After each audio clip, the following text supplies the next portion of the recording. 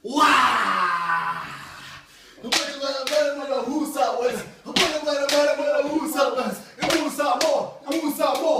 up more? Wow! When I say heels, y'all say faces. Heels, Faces! heels, Faces! who's up?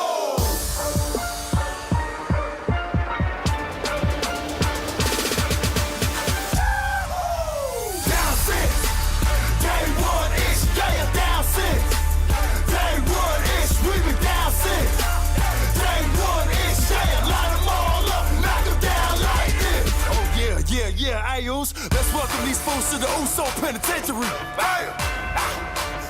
Okay, alright. Quiet on the set. Can we please have quiet on the set? Welcome to the most must-see YouTube channel. Welcome to Heels and Faces. Heels and Faces. I am, of course, Falsetto. I'm Sub-Zero. And this is your weekly roundup of the highlights and the lowlights of this week's Raw and Smackdown. And I can tell you now, we've got a great show for you guys. So let's just jump right into it. How about we start with the women?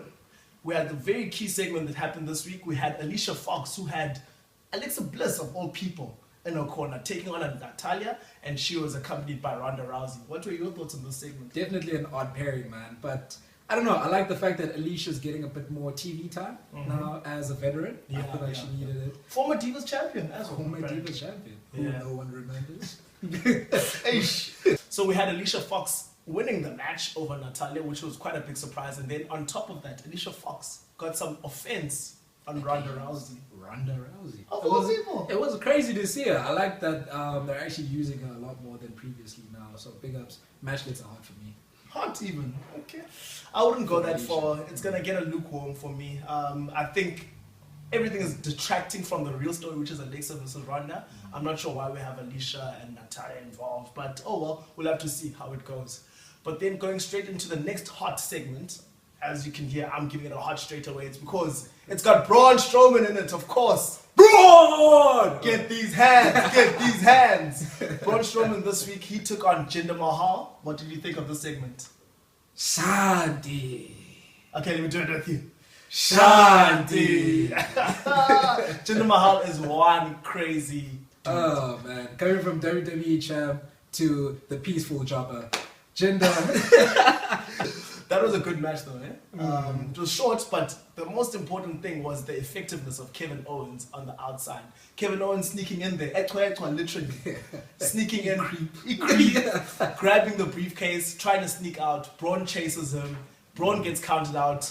Peaceful job, but Jinder Mahal wins the match Against Braun Strowman. Even though by count out, that's doing good. That's doing okay for his career. Exactly. At Monday Night Raw. You know? And what I liked about this is that it's sort of alluding to what could happen at SummerSlam. Because KO can win by count out, and then he gets the briefcase. Who knows? Who knows? It'll be crazy. Yeah.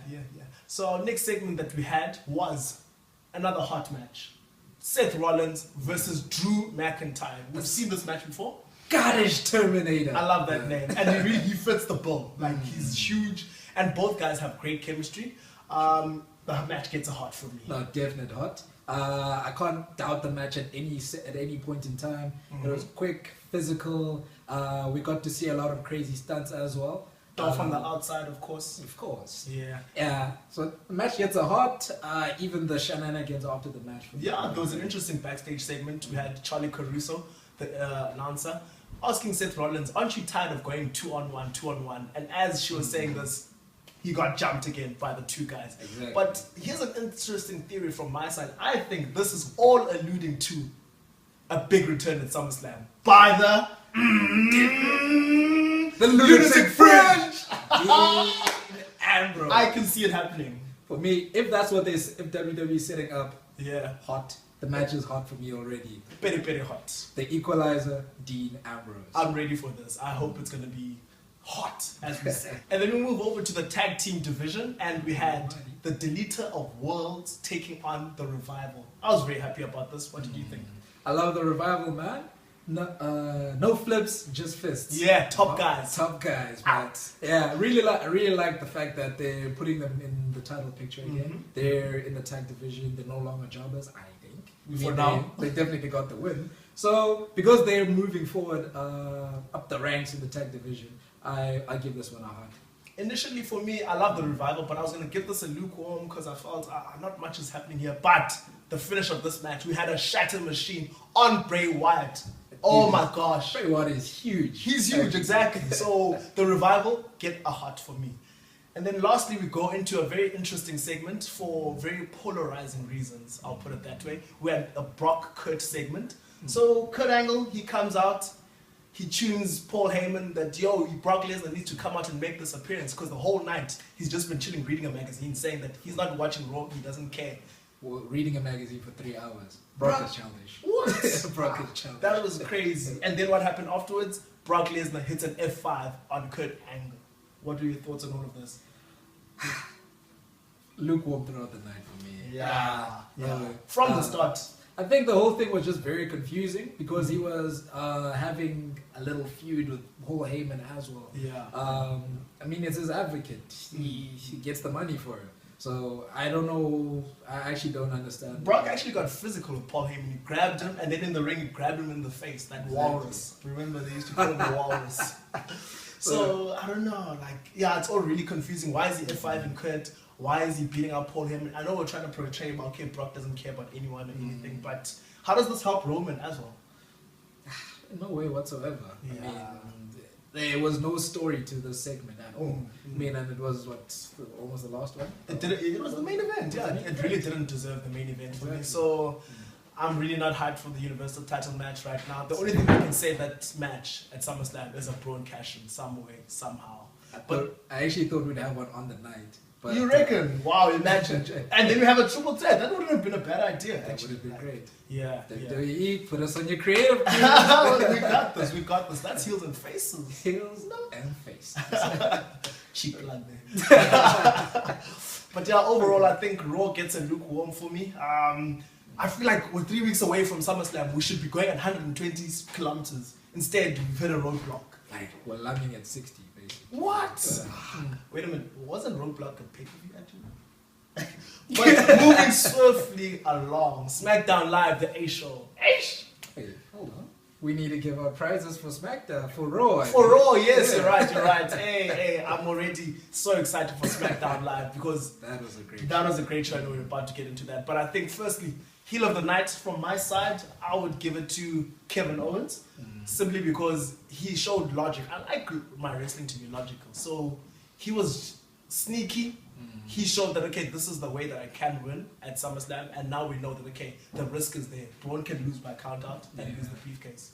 You're heel? I suppose I share the same. And I know you love KO. No, KO's the man. He's smart, man. He's not like the usual heel for me in that, I mean, he's smart in whatever he does. There's logic to his situation. True. And he can always twist people's arms to kind of see things in his way. Yeah. So definitely. Heel of the night, Kevin Owens. Shout out to him. Our face of the night, baby face of the night. I think for me, it goes to Seth freaking Rollins. Simply because he is the glue for Monday Night Raw, no doubt. He puts on the best matches. And he came across very sympathetic after being beaten up 2-1. And now we just want to see him reunite with Dean Ambrose. At least that's my theory. Anyways, yeah. It's funny, man. Why are we having the same brain for Raw, actually? Again, Seth Rollins for you as well. Okay. He's the stallion of Raw, man. That's that. You know? That's a nice name for him. He's the stallion. The workhorse, man. Hey, you nailed it. And I think match of the night, I did say Seth delivers the best matches, so it's going to be Seth versus Drew. Is that a unanimous? Unanimous. And then OMG moment of the night, I'm going to give it to Brock Lesnar, F5 and Kurt Angle. As much as I didn't like it, it shocked me. And I almost had a thought that, okay, is Kurt going to insert himself into the Universal title picture or something? Unlikely. Because surely Vince realizes about Brock versus Roman, who are bored. Yeah. We've been seeing this match like how repeatedly. Dude. But yeah, those are my awards for the Raw. And you agree with me? Okay. Agree, man. Great minds think alike. Hey. Welcome to the Great Minds. Let's get on to the A show on that. The A show, Smackdown Live. Can tell you now, even though we didn't really have a lot of matches, the show itself was hot for me. That's an overall. So let's get into the first match where we had the boy Sheamus and Cesaro versus your boys Usos. What's your take on the match? I really enjoyed this match. I was excited from last week when they announced this. I knew both teams were going to put on a hell of a match, and they did exactly that. I liked it from start to finish. And also the New Day on the outside. They had their own announce table, pancakes. I honestly wish they would have been commentating throughout the match. Yes, I wanted that. But it was great. Yeah. They actually had a very interesting point to say. They said that the Usos weren't only fighting to make it. They weren't only fighting to get the belts, but they were fighting to actually get on the main card of SummerSlam. So they've never been on the main card at SummerSlam. Before this year's WrestleMania, they've never been on the main card of WrestleMania. Now, also they've never been on SummerSlam. And they're still not there. Yeah, because Usos took the L, unfortunately. But that was a very good match. Hot. An interesting segment for me within this match was when Corey mentioned that the reason why the bar hadn't been on TV for a number of months was because they were ambassadors for the WWE in the FIFA World Cup. I was like, that is such a good explanation. And knowing WWE, that might be a lie, but I'm gonna go with it. So it was a hot for me as well, most definitely. So now we've got New Day versus the Bar next week. Winners take on Bludgeon Brothers. SummerSlam. It's gonna be good. I want the Bar to win, but okay. All right. I think New Day is gonna win, but we'll talk about that next week, no doubt. All right. Yeah. So next we had Samoa Joe addressing his opponent for SummerSlam, the WWE champion, AJ Styles. Phenomenal. I can tell you about this segment is that it got personal very quickly. No to 100, bro. 0 to 100. So last week, AJ Styles was basically talking about evolution and how he's so proud about for his daughters, and and basically saying that like he is proud of his daughter and she can do whatever she wants, puts her mind to dreams come true, the usual spiel. Samoa Joe, being the now that he is, comes up and twists the whole thing and says, but you know what, AJ Styles, you care more about being a champion than being a dad. Because you're always on the road. Yo. Basically told him straight up, you are an absent father and yet you're proud of your kids. You are an ain't shit husband. Can beat that out, producer. But I really enjoyed the segment. Samoa Joe is such a good promo. Oh man, he's great on the mic. Joe, continue doing what you do, man. Hot segment. Definitely. Right. So then we moved on to another sizzling segment. We had Jeff Hardy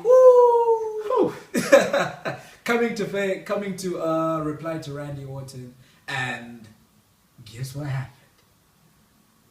Shinsuke Nakamura. Man, it was crazy. So Jeff called out Randy. Randy comes down to the ring, but guess who intervenes? Shinsuke Nakamura. They have a bit of a squabble with Randy, but then Randy lets him go. 1, 2. Kinshasa. Shit. I really enjoyed the segment. I did as well. I think what's cool about it as well, like it feels like a main event segment because all three guys, they are hot stars. Indeed. It's all of this is for the US title basically, but it feels so personal. But Randy Orton, he's the greatest heel ever, man. I'm telling you. Okay, let's not push it, but I think he's probably the best heel right now. We're already giving him the award, I think. Yeah. he gets heel of the night. He was so vicious in his beatdown, literally stripping Jeff Hardy of his, what are those things called, sleeves or whatever it is, stripping off his shirt, stripping him of his paint. And the nice thing is that he said in his, at backstage was that I have deleted. He didn't say deleted. Did he say that? No, he didn't. No, he said he removed the enigma. I just like the delete. Delete. Anyway, yeah. So he killed the enigma that is Jeff Hardy by removing all of his personal stuff. This one gets a hot for me. Hot for me as well, no doubt. I'm very happy with this program. All three guys are looking amazing. SummerSlam is going to be great and keen. So, moving along, we had Daniel Bryan, the greatest babyface, author of the Yes Movement. Stop giving everyone greatest titles. The greatest person you should be talking about is me. The greatest YouTuber of all time. I'm joking. Right, so the next segment, we had Daniel Bryan in the ring, cutting a nice promo, talking about, Daniel Bryan being a babyface and all. So he was confronting Miz, and all he wanted to do was punch Miz in the face. Miz pops up on the big screen. On the big screen. They had a name for it. Titantron. The Titantron. Yeah. 5,000. Come on, where's your WWE dictionary? Come on. That's going to be an episode one day. We're going to take you guys through everything. Anyway, so I don't know. This whole segment for me, initially I wasn't feeling it, but then after the shots, and especially the fact that Miz came out on top with the war of words, I should say, it gets a heart. Definitely a heart for me. I think it gets a lukewarm for me. I enjoyed last week's segment a lot better. And maybe it comes down to the whole Monroe Sky, Miz throwing his fake baby onto Daniel Bryan. There was a shock factor to that. It was the main event segment. I liked what they were chirping each other about. It was really good. No, like the one thing that stood out the most for me is the last thing that Miz was saying, that Daniel, everyone has forgotten the Yes movement. We were basically in a cycle now that, you know, you come for me, we do this over and over again. You even after retiring and coming back, we're still doing the same thing. I've carried you for 10 years. Since NXT, you mentioned NXT that Miz was actually Daniel Bryan's pro. So that's quite interesting. He really gave him so many jabs. But Daniel Bryan also like gave some good rebuttals, saying that Miz, you know what, you're trying to be a Hollywood star, but you'll never be The Rock. You won't even be John Cena. I was like, yo.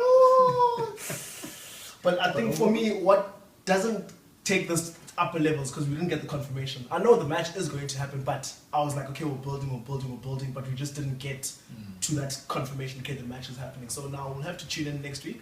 So in essence, it did work, but lukewarm for me. Alright. Yeah.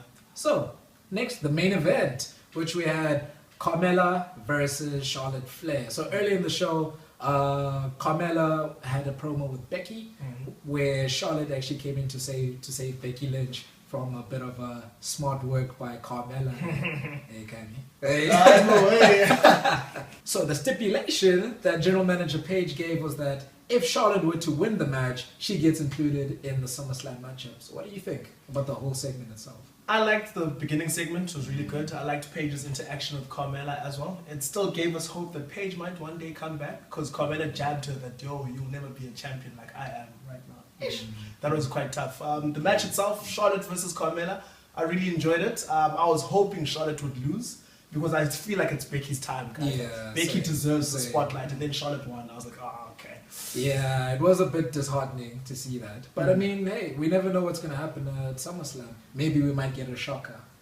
Becky might actually have it. Yeah, you think Becky might win? She might win. I don't know. With the dynamic now that it's a triple threat, I think Carmella's actually going to retain, because Carmella's lost to Charlotte, she's lost to Becky. She can't lose the title at SummerSlam. So I think we're probably building to a Becky versus Charlotte feud for Evolution. And then Carmella will face someone else. So even that could be interesting. Actually. Exactly, and it doesn't need the title. Friend versus friend. Like Sub-Zero versus Falsetto. He would definitely lose. Oh my gosh. You should stay tuned. I think episode 100 we'll actually have a ring, and then we'll go at it. Alright, so that is the end, and we gotta give out some awards, huh? Yeah. Alright, so heel of the night? Heel of the night, I think it's tough. Randy, Joe, but I'm gonna give it to Joe simply because I was not ready for the way he twisted last week's segment with AJ Styles. He made this personal very quickly, made it about family. So now it's not just about the two best wrestlers on Smackdown Live. It's not just about the WWE Championship. It's about family, and that gripped me. I'd go for Randy. I mean, the fact that he was just vicious, was brutal, and he basically stripped Jeff Hardy of his identity. That for me is as heel as it gets. And those DDTs as well. Like he did like 2 of those DDTs. I'm sure everyone, whether you're a fan or not, you've seen those DDTs. The Viper. I get you. Face of the night. That's a bit of a tough one. It was a night of the heels, I would say. Yeah. But if I were to pick one babyface, I would say Becky Lynch, simply because I felt sorry for her, man. I felt like we're building to a moment, and now it's sort of being taken away by her friend. Charlotte is in the mix. Now her title chances have literally diminished now. They've gone from 50% to 33.3%. Yes, my maths is still on point. So Becky Lynch for me. I'm still rooting for SummerSlam. Yeah, definitely. Big as well. Yeah, okay. definitely. Nice. Yeah, it serves an interesting dynamic, man. Because I don't know, I think this might also help to broaden her story as well. Fair enough. Yeah. You know, she overcome all the odds. It was her time. I see where you're coming from. Yeah. Okay. All right. Hopefully. Match of the night. Match of the night. We didn't have a lot of matches actually on Smackdown night, but every segment was on point. That's why I feel like the whole show was hot. But the match that was the best, no doubt. I think the tag team match, the Bar versus the Usos. I think it was even better than their match at Survivor Series last year, actually. So the stakes were high, the moves were great. And of course, my boys, the Bar, took it home. They were on point, yeah. OMG moment. OMG moment of the night. I'm hopping a lot about Samoa Joe, but he just blew me away. One simple promo, but he was just so effective. OMG moment definitely goes to him for twisting the whole narrative of the WWE Championship feud. And now I'm hooked, I'm key. Now, I'd give mine to Nakamura.